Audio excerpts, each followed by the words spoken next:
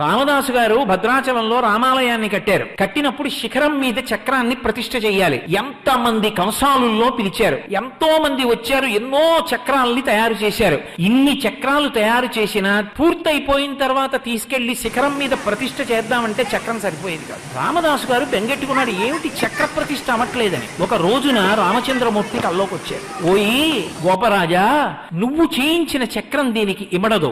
గోదావరి నది అనుగ్రహిస్తుంది చక్రాన్ని. నువ్వు రేపు స్నానం చేసి గోదావరిలో నిలబడు, అలల మీద తేలి సుదర్శన చక్రం వస్తుంది అన్నారు. రామదాసు గారు ఆ గోదావరి నదిలో స్నానం చేసి నిలబడి ఉండగా అలల మీద తేలుతూ వచ్చింది చక్రం. ఇప్పుడు భద్రాచలం రామాలయం పైన ఉన్నటువంటి చక్రం ఉన్నదే, ఆ చక్రం గోదావరి ప్రసాదంగా అలల మీద తేలి వచ్చిన చక్రాన్ని రామదాసు గారు ప్రతిష్ఠ చేశారు. గోదావరి మాట్లాడింది. ఒకానొకప్పుడు రామానుజాచార్యుల వారిని పరమభక్తుడు రామచంద్రమూర్తి. రామానుజాచార్యుల వారంటే